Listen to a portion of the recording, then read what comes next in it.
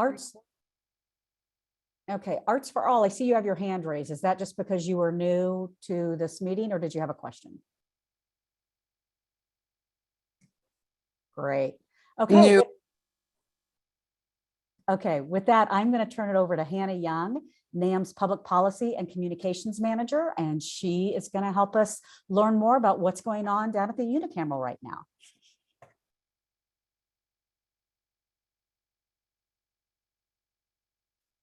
Hannah.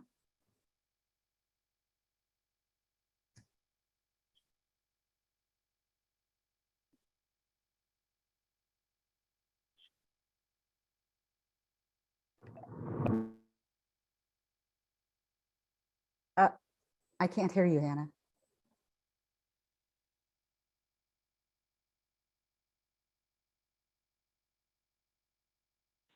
There we go. You good? Can you hear me now? Okay, perfect. My name is Hannah Young, Public Policy and Communications Manager at Nonprofit Association of the Midlands. We are excited to share this kind of legislative session with you and have some guest speakers on. So I will go ahead and get started and then introduce who we have on. Our main focus today will be ARPA. The American Rescue Plan Act was passed last March 11th, I believe, of 2021.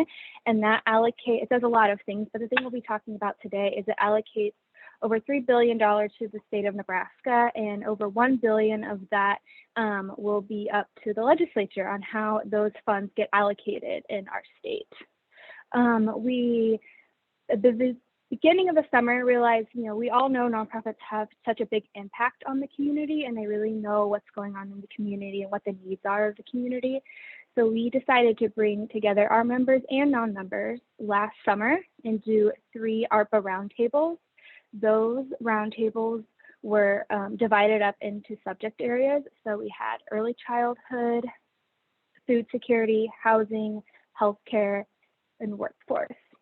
And so people got to, nonprofits, members, non-members came together, and we had a facilitator. And so that way we could kind of get all of everyone's ideas on how this dollar should be spent. And then after that, we kind of narrowed them down into these small group recommendations.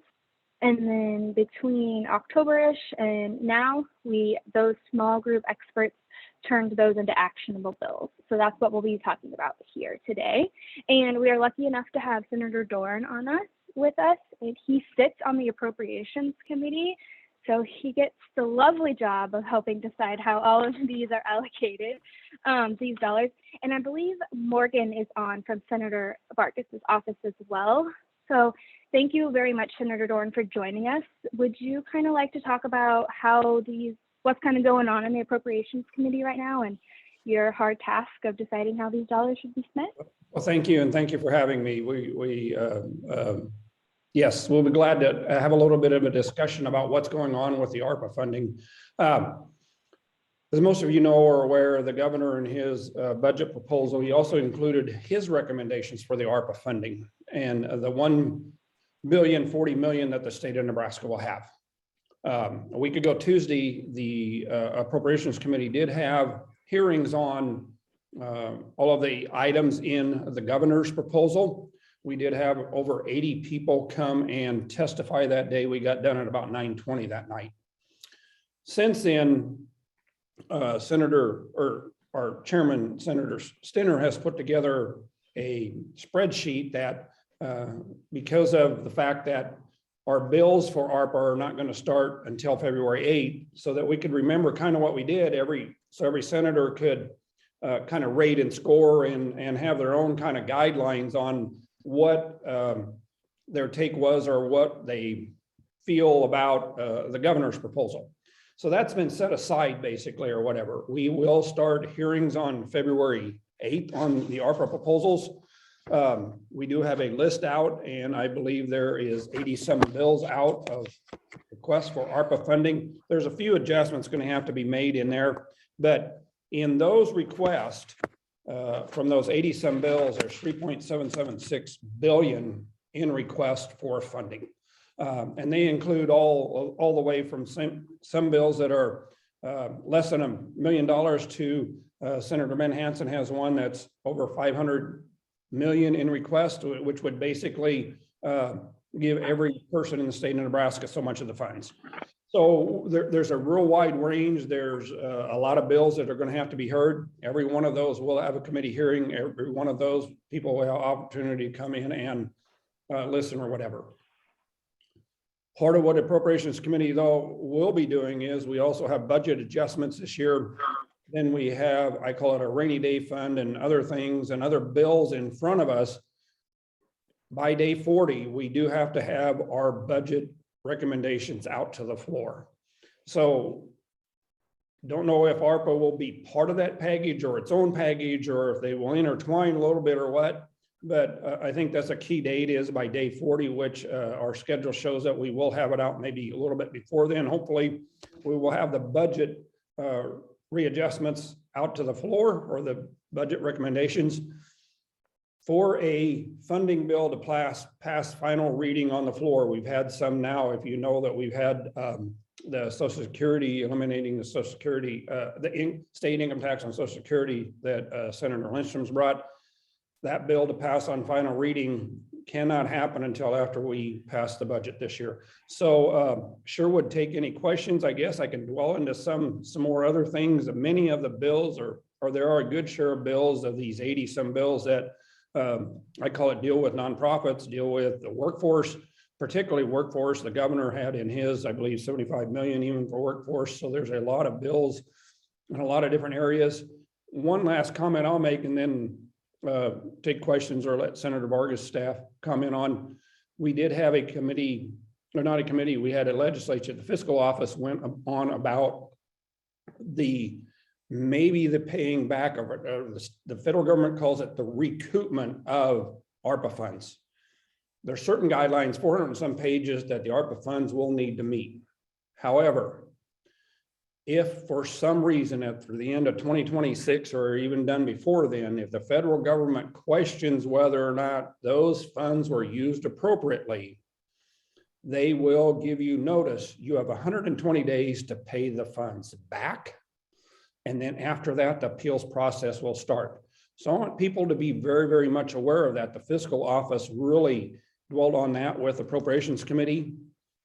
If for some reason there is a challenge, or if there's a question or might be an audit, certain things will kick in. And one of those is you will be paying the funds back and then the appeals process. It's not the other way around. What normally happens with the federal government is you appeal it first, and then if they decide that it really didn't meet it, then you will pay it back or whatever. So there's a lot of things going on here. I know our Appropriations Committee will also look at what we have a sheet out that basically scores you yourself. When you bring the bill forward, you yourself will score if it meets all of the ARPA guidelines or not. And our Appropriations Committee will be looking at those and trying to make sure that some of these rankings may be based on some of those. They need to be spent by the end of 2026. So it seems like a long time, but there are projects out there that I really have questions or concern if they can be done by the 2026 time period. So thank you much. We'll if somebody has a few questions or whatever you want to do, or if Senator Vargas' staff would like to comment.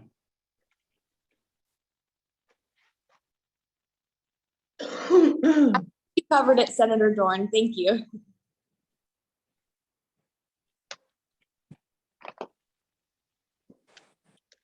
Well, Hannah, why don't you take us through some of the bills that came out as a result of the roundtables that NAM hosted and that we're monitoring over the course of the session.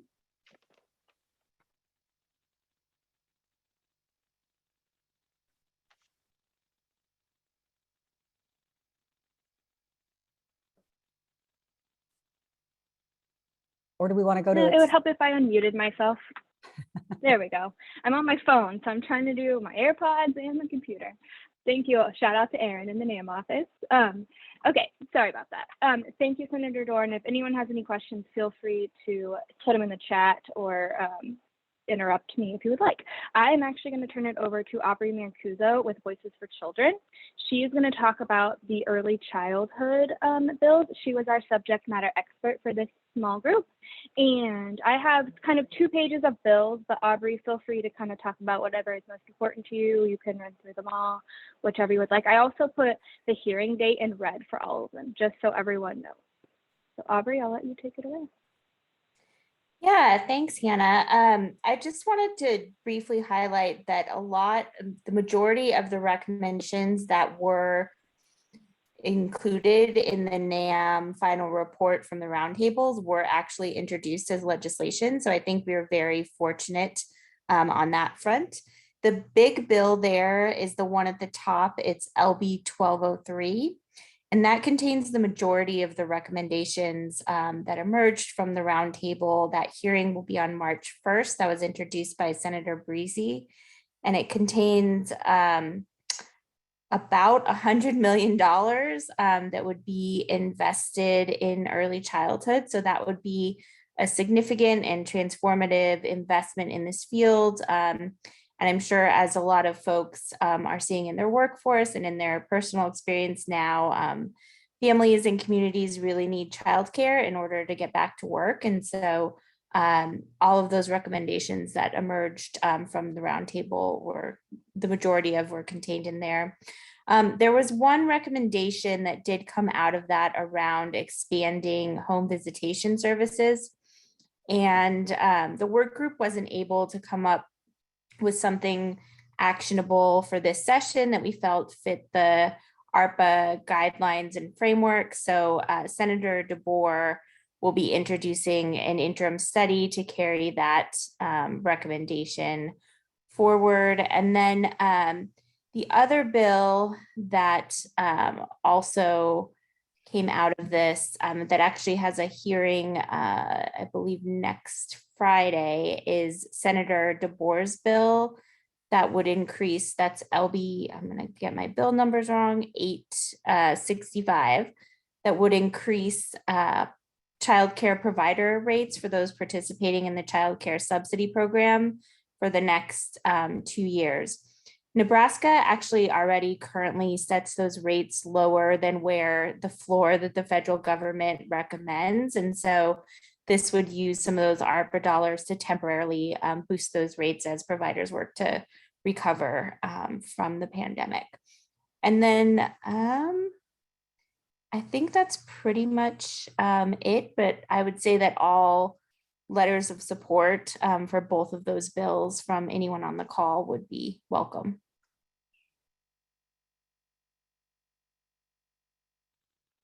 Thank you, Aubrey. We have 865 being in a hearing on February 11th. If that's helpful for anyone. Okay, thank you so much, Aubrey. We really appreciate your leadership here. Next, we're going to have Brian with the, if I can, there we go, with a food bank, kind of talk about the food security that came out of this. Sure, thanks, Hannah. Right? Yeah, LB 1201 is from Senator DeBoer. It addresses the food insecurity crisis that we continue to face here across the state, no matter rural, urban, remote. It doesn't matter. We're seeing food insecurity across every district within the state of Nebraska. The best numbers we have available to us estimates roughly 229,000 people in our state are considered food insecure. So what LB 1201 does is it allocates a total of $40 million. It would be $15 million to the food bank for the Heartland, $5 million to the food bank of Lincoln. That would help the two food banks purchase food for distribution, also to improve and boost an overly taxed infrastructure that will help the food banks meet current and future needs, such as increasing cold storage, improving heavy equipment, trucks, forklifts, et cetera, et cetera. Also, the bill also includes $20 million for a general grant program to help support programs like Double Up Food Bucks, helps address food deserts, and as well as other food insecure issues. The hearing is scheduled for March 2nd anyone on this call who would be able to provide support for this piece of legislation, we would greatly appreciate it.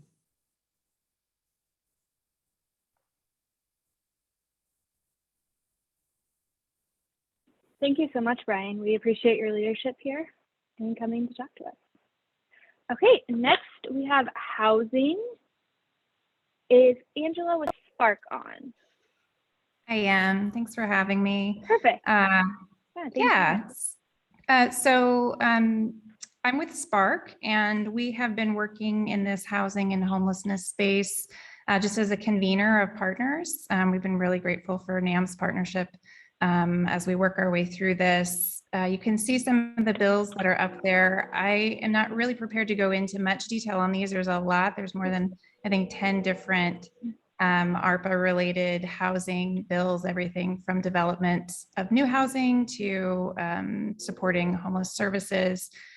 We are hosting a separate meeting tomorrow morning at 9. So I'm just going to drop my name and email into the chat. If that's a conversation you're interested in participating in, we'd love to have you. If it's you can't make it, but you'd like the recording of it, we can also do that. So I'm gonna drop that information into the chat. It's tomorrow morning at 9 via Zoom. And yeah, that's all I wanted to say. Thanks. Thank you so much. And you'll notice on some of these slides, the ones that are a little more grayed out weren't directly from NAM recommendations, but were very, very close. So that's why you might see a little bit different. But thank you so much, Angela. We really appreciate it. Next, we have health, and Annette Dubas was our leader on here, and she unfortunately could not come. So I'm going to have Anne take it away with just an overview on the health bills. There are 2 slides, Anne, and then also workforce. So I'll have Anne take it away there. Great, thanks, Hannah. So under health, no surprise to anybody that's lived through the last couple of years, a big push with some of these funds is to increase access to healthcare services. This has been an issue across the state. And so you'll see things in January, there was a hearing on to support grants to expand certified community health behavioral health clinics. Coming up this month, there's some bills, LB 1075, increase access to children's health, mental health care, to expand the number of long-term acute mental health beds. That's long been an issue in the state. Let's deal with that. To create a telehealth grant program, to market available services to underserved Nebraskans, and then to develop community centers that really offer a full spectrum of services to really help get funds, $25 million to the 7 federally qualified health centers in the state that really offer everything for both behavioral and physical health. That would be helpful. And then some of the other healthcare bills on the next slide.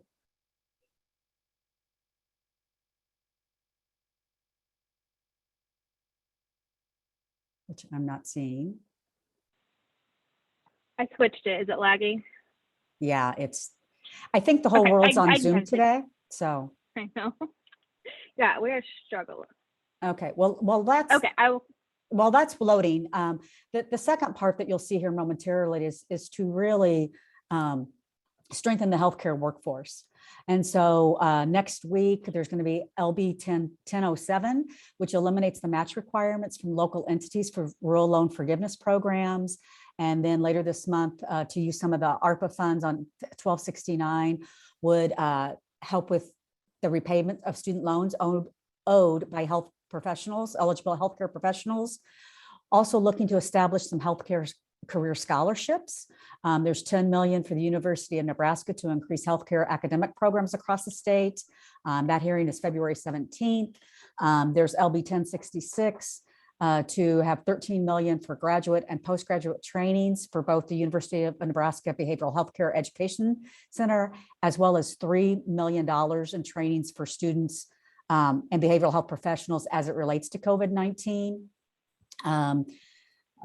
Then looking at the third bullet, provide incentives and premium pay to retain health professionals. LB 1131 uses ARPA funds to pay every teacher, childcare worker, and healthcare worker $1,000 bonus. That hearing is the first part of March. So as Hannah mentioned, the ones that are darker are the ones that tie directly back to the 5 areas identified through the roundtables that NAM held in the summer and fall. The lighter ones are complementary, and we're monitoring those as well. And then moving on to workforce, really, as you look at all the 5 areas, there's elements of workforce that are really overarching in each of these areas, but specifically 11, to establish educational funds for certificate and tuition assistance. LB 1063 has $5 million for the Department of Labor to increase the number of apprenticeships and provide premium pay. There's also a desire to create a pool of funds for employers to provide matched tuition reimbursement and student loan repayment. And so again, that builds on LB 1063. And then LB 1167 has $30 million that would go to the Department of Economic Development and $20 million to the Department of Labor to implement grant programs to enhance and retain the state's workforce. And that hearing is February 24th. And then. Thank you, Anne. We had a couple more. I can go over them if you would like, Anne. Please.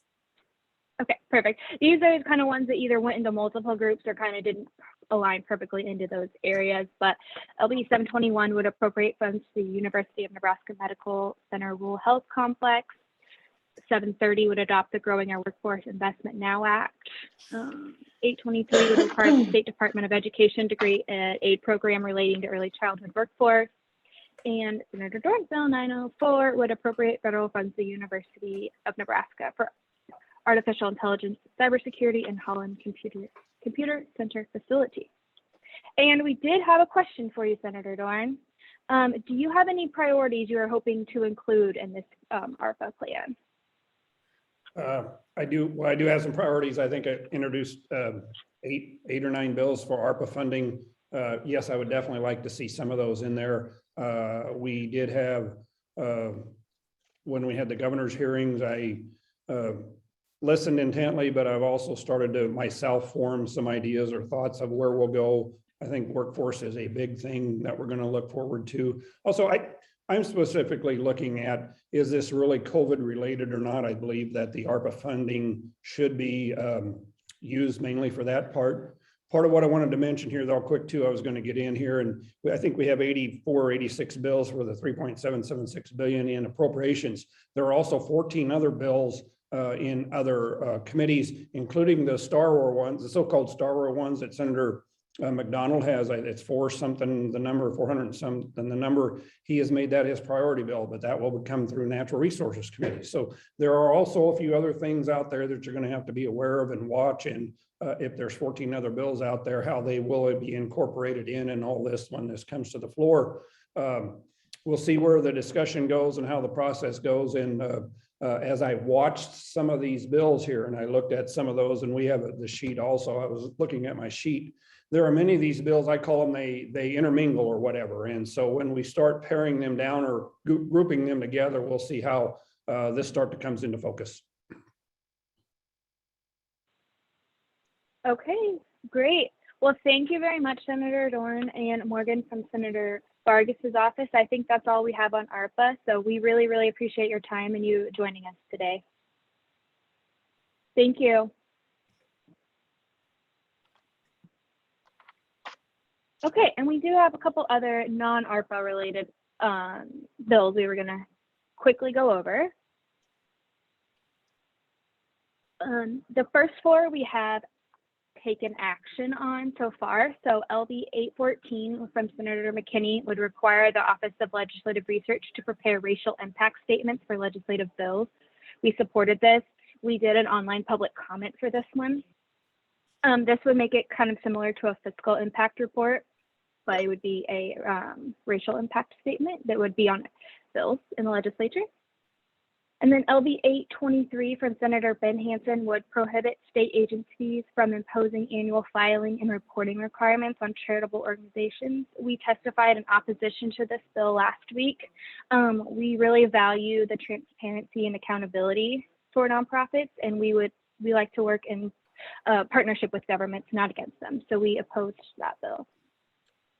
And then LB 1014 was the governor's bill for how ARPA dollars should be spent. So we came in neutral in testimony. I was one of the 80 testifiers, So I went in about 8, I think. So it was a long hearing, but it was really good to hear about all the ideas people had and how that money should be spent. So we came in neutral because there were some housing elements that were similar to our ARPA recommendations on that. And then LB 1140 from Senator Matt Hansen would change provisions relating to withholding of wages for health and human service agency and associations. So this has to do with workplace giving.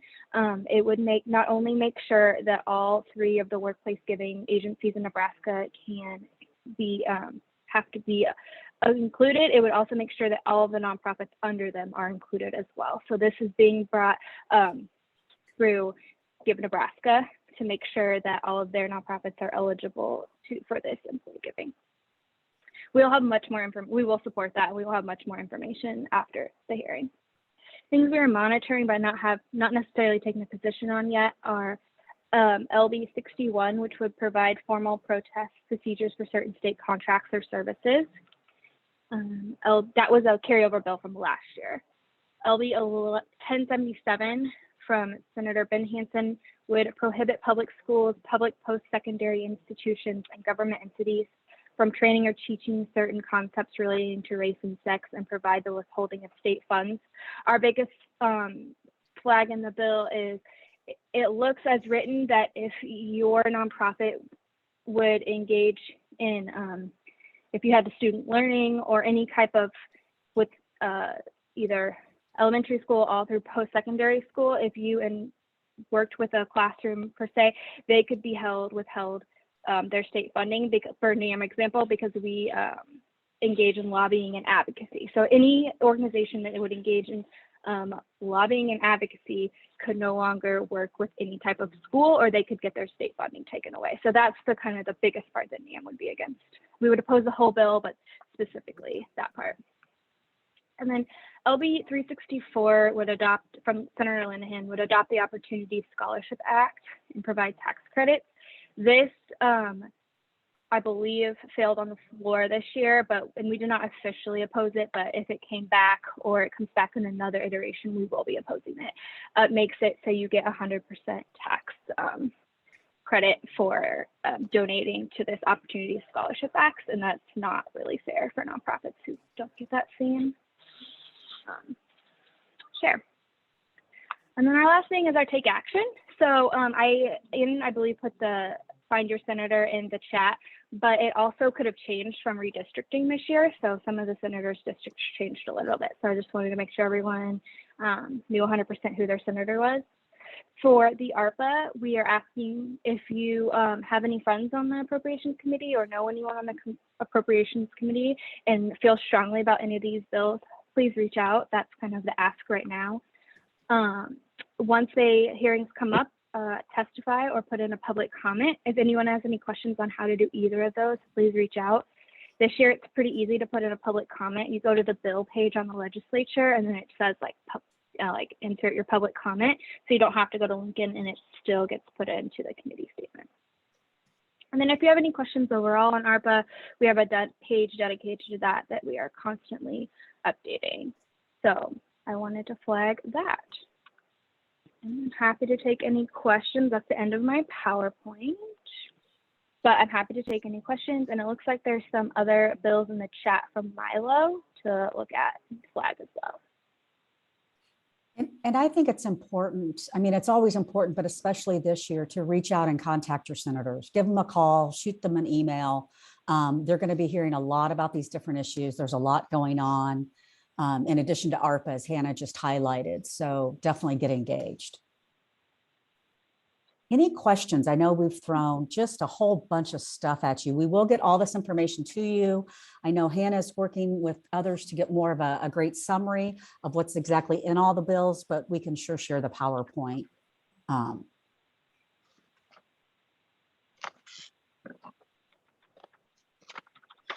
Absolutely.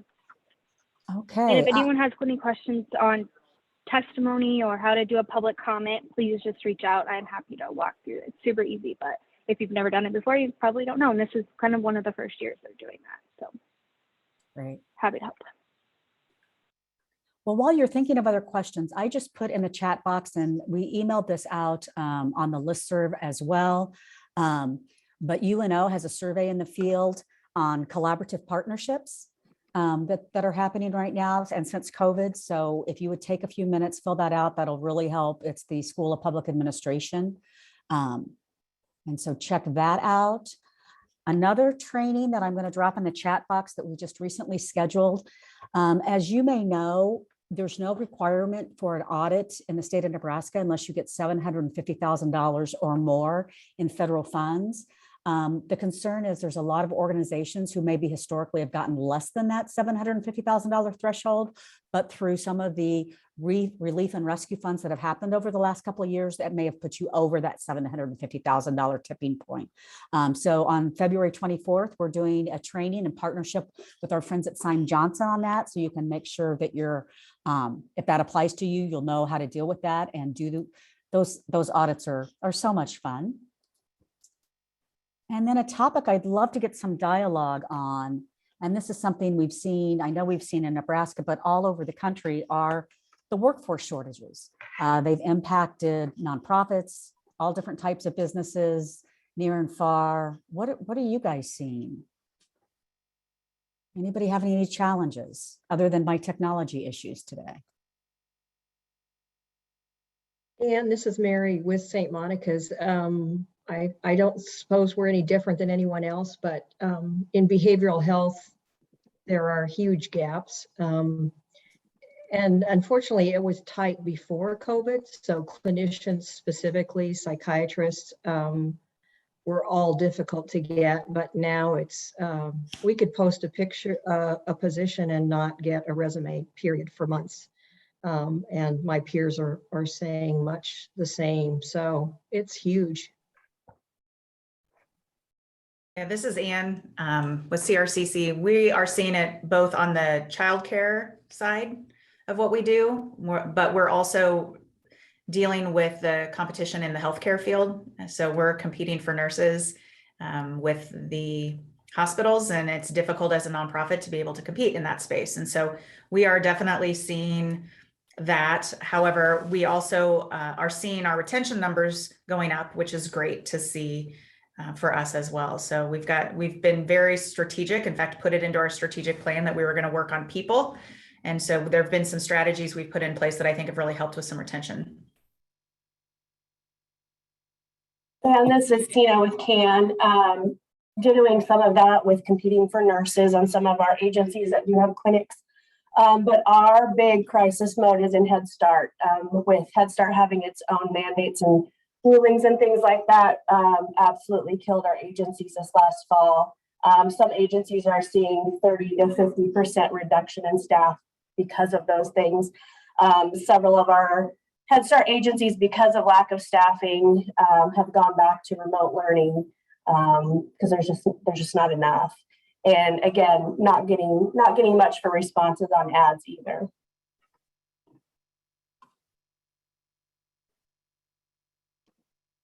The closing of nursing homes and assisted living centers due to lack of nursing and healthcare aides. And I know I have the CEO of our hospital sits on our board, and he said they've had to hire traveling nurses at $175 an hour to keep nursing staff on at our hospital. So it's just getting tough all over. I mean, in the nursing business, like I'm in the wrong business.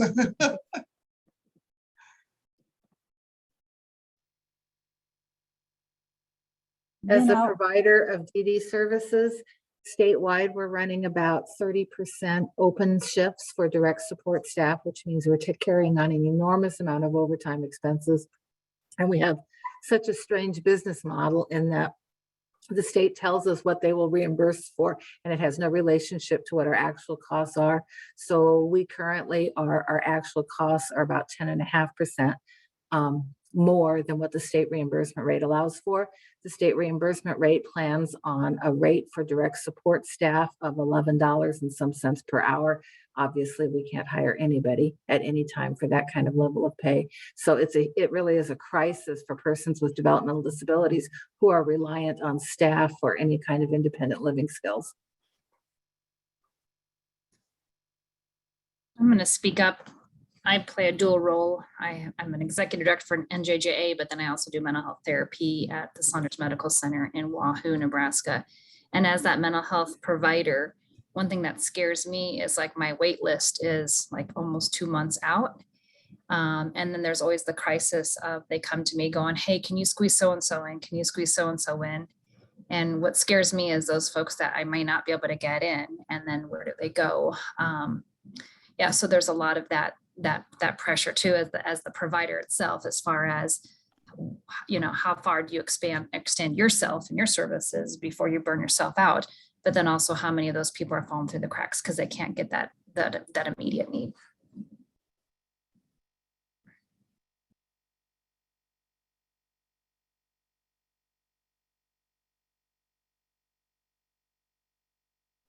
So I think in the link that I dropped in the chat, it's a report that was funded, I guess, in December by the, or not funded, but it was produced by the National Council of Nonprofits. And, you know, as hard as it is, we're seeing this everywhere across the country. Nonprofits, all different types of nonprofits, you name it, there's challenges. And really it comes down to money. I think money is an issue for every sector. I think sometimes though, with our starvation mentality that many of us have in the nonprofit sector, you know, sometimes we can step up and pay a little bit more. Sometimes we just can't compete. Like I know with the hospitals that can pay, you know, $25,000, $50,000 more a year, that may be out of reach for many of us. Vaccination policies have had some influence on that. I think childcare, consistent childcare continues to be a huge crisis. And then just the stress of life today, dealing with COVID, dealing with all the different needs that have emerged. Actually, they haven't emerged. They've always been there. They've just been, the Band-Aid's been ripped off and they've been laid bare, I think, over the last couple of years. So I think those are some challenges. I know we're meeting soon in a week or two to talk about this year's salary and benefit report. And is there some way that we can capture some of this data in that report?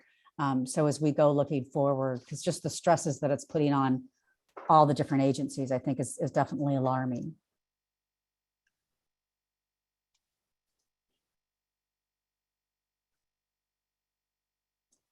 Other comments, thoughts, or other topics?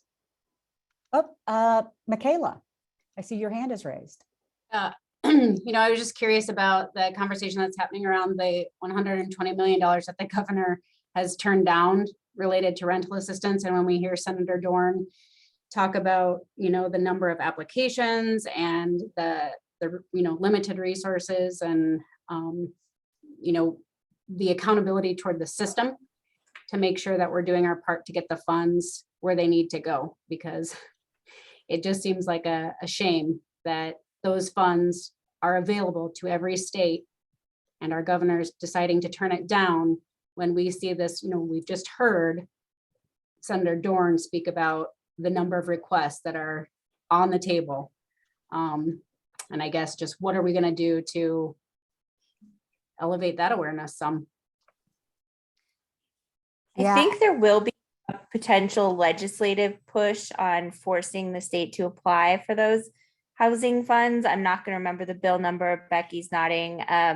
Maybe she knows it, but it's a housing bill introduced by Senator Matt Hansen. And I think there'll be a separate hearing on an amendment that would require the state to apply for those funds. So there will be another opportunity for advocacy there. And we haven't taken a position yet, just since it's not at that level. And I'm dropping it in the chat box, something that Coalition for a Strong Nebraska, thanks Lori, that you put out kind of on what action you can take. I think definitely share the stories of how this impacts the clients that you serve, because the need is still out there and growing. So thanks for bringing that up, Michaela. It also never hurts to call the governor's office. I mean, it's his decision. initially they could do this without needing a legislative push. Right. And I think, you know, part of the reason he made the decision that he made is he didn't see there was a need. And so, you know, that's, I think part of it too, is helping him understand that the need is very real across the state. Thanks, Becky. So Senator McDonald's office is also collecting information on that. One of the governor's reasons that we've heard that he's not applying for that is because the spend down on the current allocation is so low. So we sent them a list of barriers that we have. Nebraska is the 4th highest state for people being denied those funds, all of the technology barriers and why it's so hard for people. So that if we could remove possibly some of those barriers, hopefully that we could use more of those funds that we've been allocated. So we sent some of those comments to Senator McDonald's office as well. thanks, Jody. And Nebraska-wide community action, we are gathering our data right now. I will be visiting with Senator McDonald's office. We are collecting what our real-time requests are versus our capacity and where the need is as well. So if you would have any questions related to that or community action, I'd ask that those come to me directly rather than directly to the agencies, because they're just staff trying to keep up. So we will be getting that together in communication with his office later this week. Thanks, Tina. And feel free to kind of make that plea too on the listserv itself. So those of us that aren't on the call today know that they can funnel things your way to help streamline it. That'd be great. Thank you. Yeah, that would be great. It eliminates a lot of confusion on our network end. Yeah, everybody's asking everybody for the same information. And then they're like, what? And by the time I get pulled in that conversation, it's way late. So yeah, feel free to post that.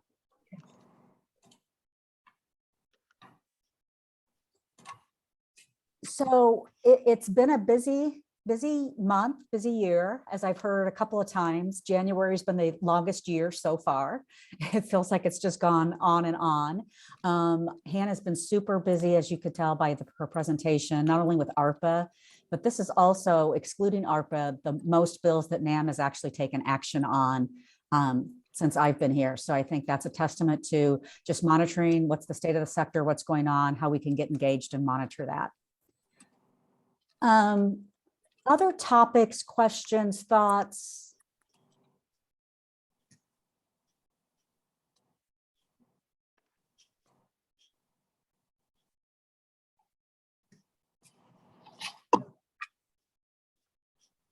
And I'm trying to get back over to, I just got a new computer and all I can do is blame it on user error here.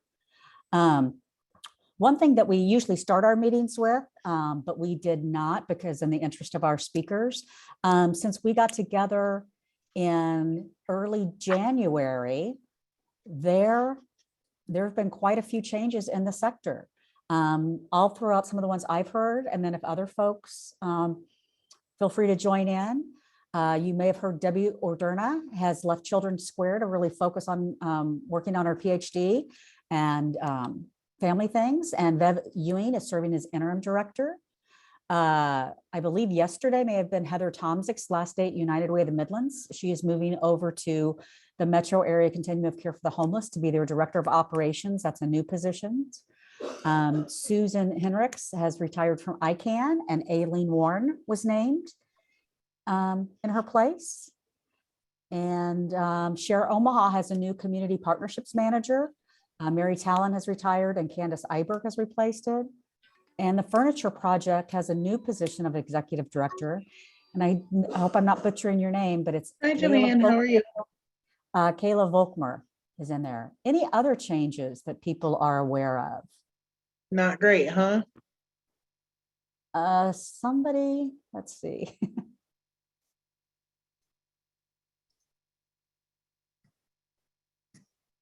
Any other thoughts, comments?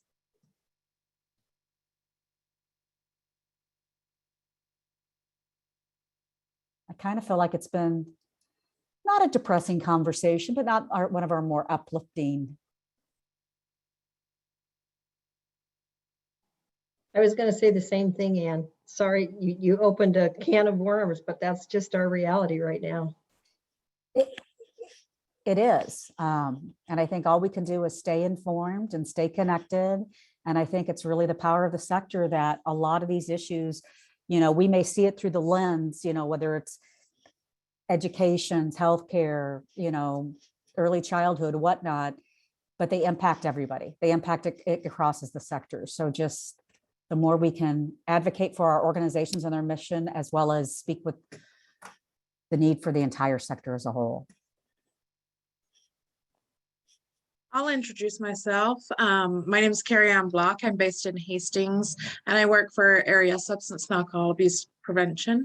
I'm new into the position of Executive Director, but I've been with the agency since 2013, so it's not too scary. And we're also new NAM members. So this is my first meeting and I'm just hoping to learn and see what goes on in these meetings and hopefully do things right for the future with our agency too. You bet. Well, thank you, Carrie, and thanks for introducing yourself. Welcome. Our meetings, sometimes we have speakers, sometimes we don't, but it's a great way to just have conversations, talk about what's going on. I know the last quarter of last year, we talked a whole bunch about the COLA and how people were going to deal with that. It was the highest cost of living adjustment since the 80s. We did kind of a mixed bag for our team, and we're able to actually do that for the majority of folks, not all. So welcome to this. Feel free to bring questions. Other topics, thoughts?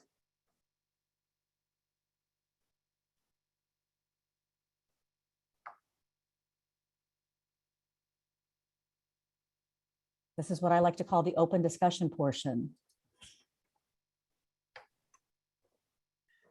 Welcome, Carrie. We usually are a lot more uplifting and a lot more positive group, and usually have a lot more to say than we do today.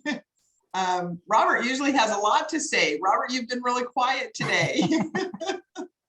I think a lot of it just feels not unwieldy when there's so much on the plate at one time, on top of everything else that we have going on in our organization. So I think I'm just absorbing it all and zoning in on which bills I need to concentrate on as well, in addition to our normal workday. Yeah, your data. So there were what, Hannah, 19 ARPA bills alone introduced. So that's a lot, then plus the other ones that we referenced. We'll get this information out so you can pick and choose and pick up the phone, shoot an email. As we get closer to the dates to testify, we may be looking for some subject matter experts, but we also want to be respectful and not overwhelm the hearings. God love her, Hannah was there till what, 8:30, 9 o'clock last Tuesday night. Thank you very much for hanging out at the Capitol in order to speak. It is an amazing thing to have $1 billion sitting in the legislature that can be spent to solve problems. And I think if we keep that in mind, that's the hopeful part here. We have money to solve problems. The tough part is making sure that the right problems, get in front of the decision makers. And that's where we as a sector can have an influence. And so if ever there was a year to talk to anybody on appropriations, this is the year, and to figure out how we can do the most good with $1 billion. Thanks, Becky. Help us turn that frown upside down. You're exactly right. This is transformational money. We always talk about in a perfect world, nonprofits would put ourselves out of business. I don't know that that'll happen, but maybe we could have a few less customers by getting upstream on some of these issues.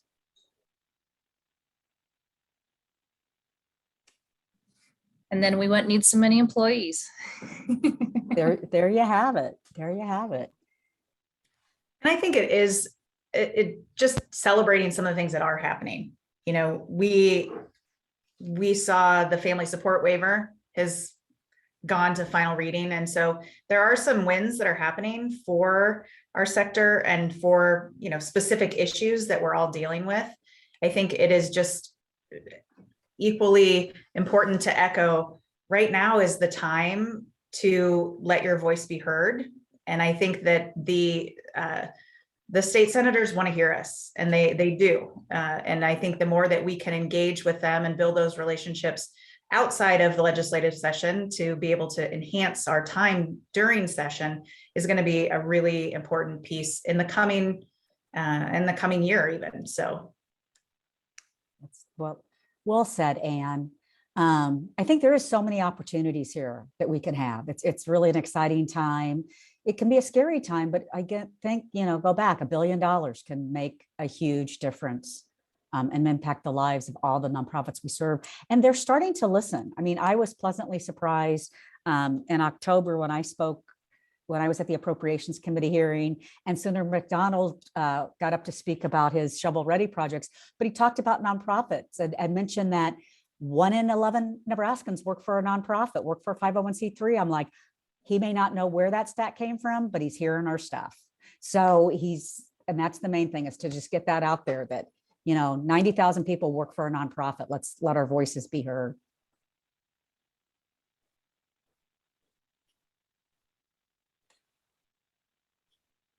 Well, it's 2 minutes till 1.